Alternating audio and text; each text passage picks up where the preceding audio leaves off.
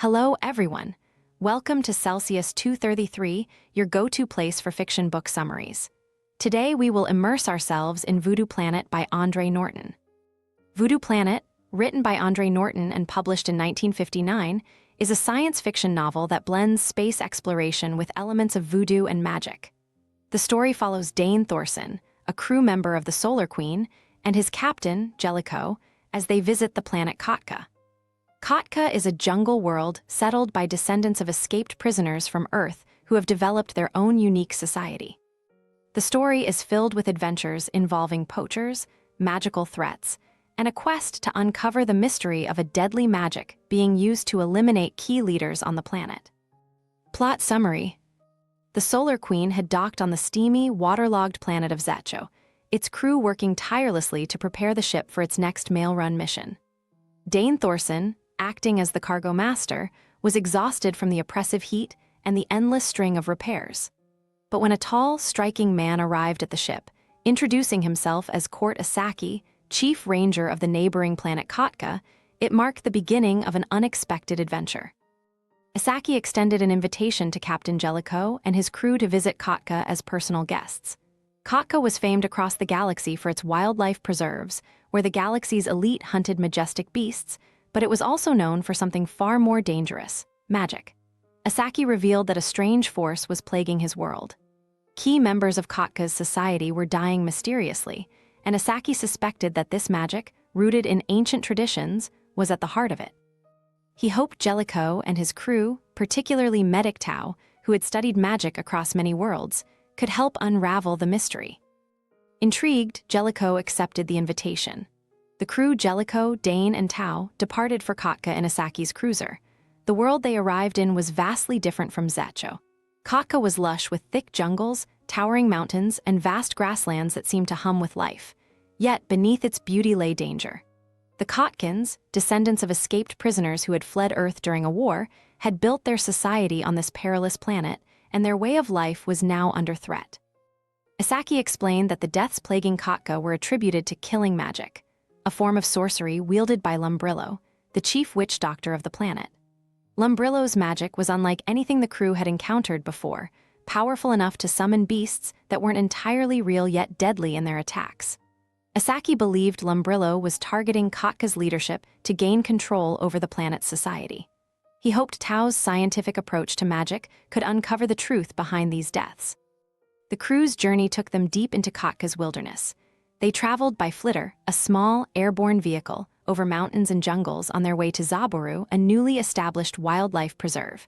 But as they soared over a crater lake, their flitter malfunctioned, pulled down by an unseen force.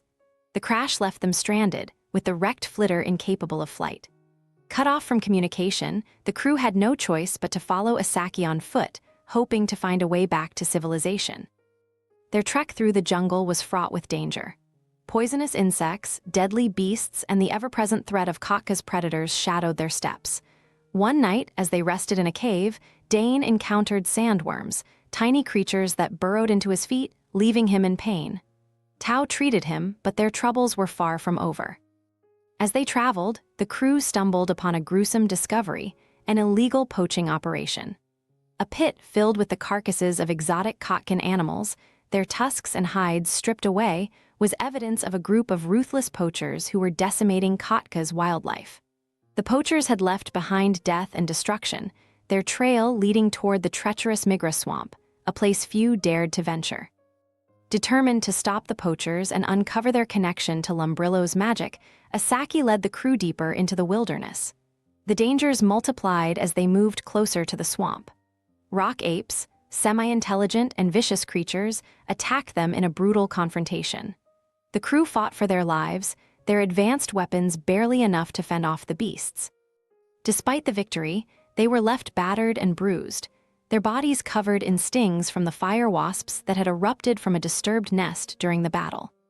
The night after the battle, both Dane and Tao experienced nightmares, visions so vivid and terrifying that they left a lingering sense of dread. It was clear that something dark and powerful was at work, something tied to the very essence of Khatka's ancient magic. Asaki revealed that Lumbrillo's hold over the people of Khatka was growing. His magic, once limited to superstition, had become dangerously real, capable of summoning creatures from nightmares.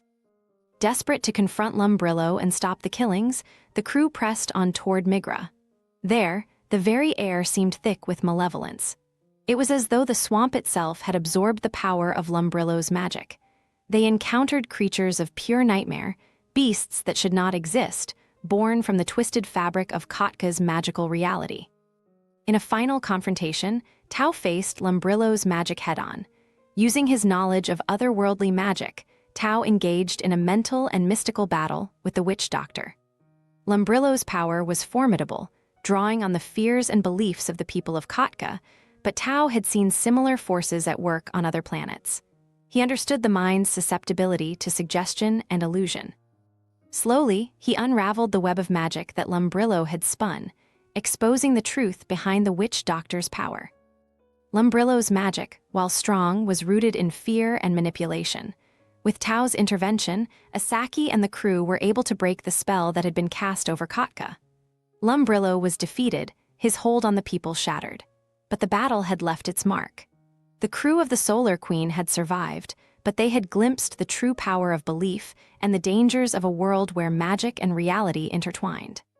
As they prepared to leave Khatka, Dane looked back at the planet, its jungles teeming with life, its people free from the shadow of Lumbrillo's dark magic. The planet, for all its dangers, had a resilience that mirrored the crew's own will to survive.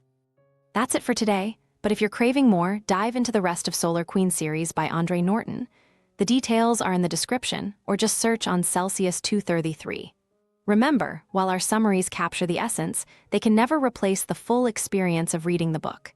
If this summary intrigued you, consider diving into the complete story, buy the book, and immerse yourself in Andre Norton's original work.